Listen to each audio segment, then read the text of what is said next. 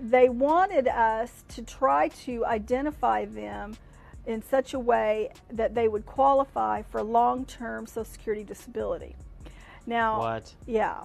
And long-term Social Security disability is for life. Yeah. So if they get identified and qualify for long-term Social Security disability, they are as good as set up for life for medical treatment. That doesn't sound like a refugee to me. Just being honest. Yeah. That sounds like somebody who's planning on staying here. Yeah, A refugee right. stays until the problem's over and then goes home. Well, that's right. And so they instructed us to try to identify, to try to get the client, because once they arrive here, they're now called clients.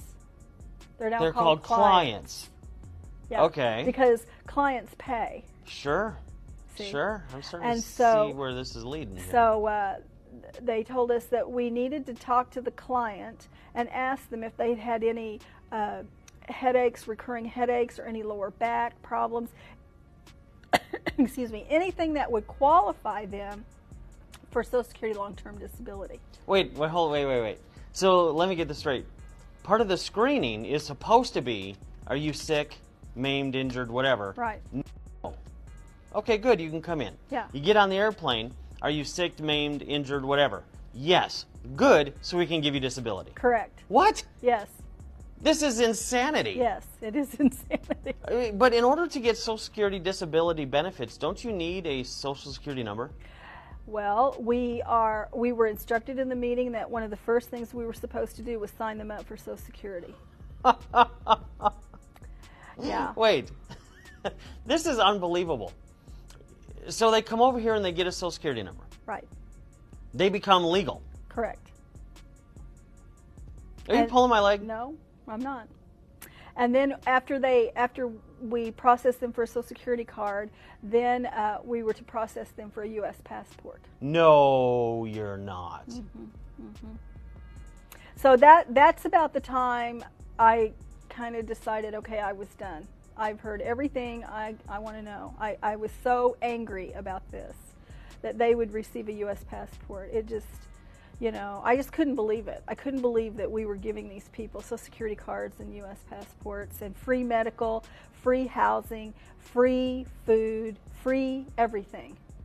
Yeah, but the thing that bothers me, because the food we can recoup from, and the money irritates me, but we can earn it back and we can stop the program or whatever it is.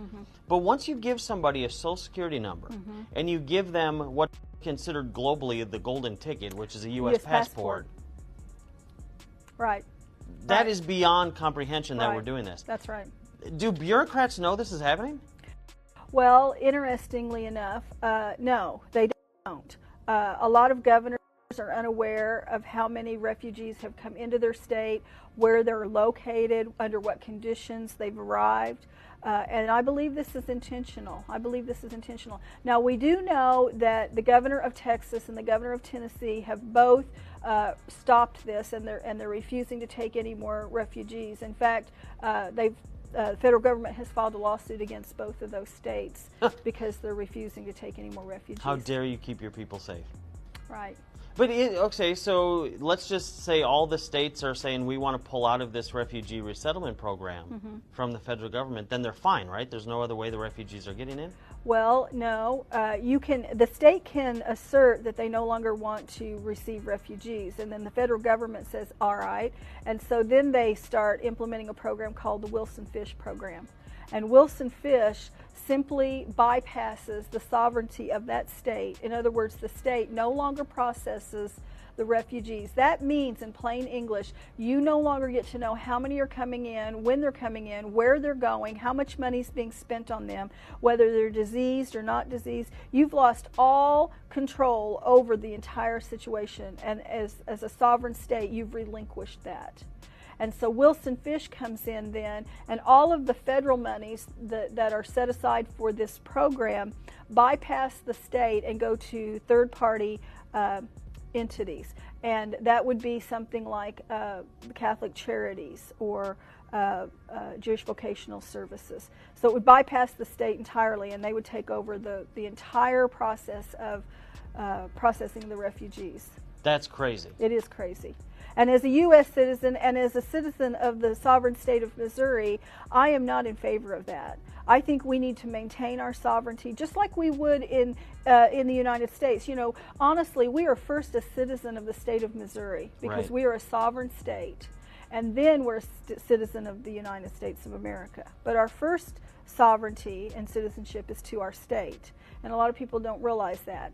So in order for us to maintain the health and welfare and the security of our borders, we must know who's coming and going.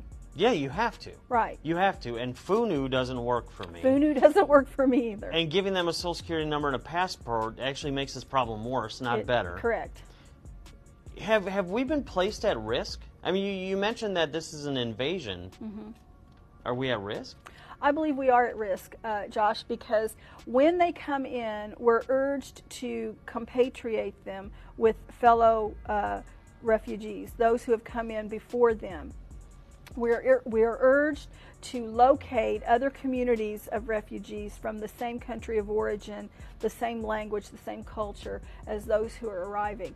And so when they come in, you know, and we have had Syrians come in, and we know Syrians are on the list of those 7 countries that have been banned. And so we've received Syrians here in Missouri. Even after the ban? Yes. What? Yes. And so these Syrians are coming in, and we know that they are coming from a country of origin that has malevolent intent toward us as a nation. And we now know they're not being vetted, and we now know that not only are they coming from a malevolent country, or a country that has malevolent intent, and we now know they're not vetted, we're giving them support, and we're giving them a passport. What name do they put on the passport if their name on the thing is FUNU? I don't know. Can they just pick a name?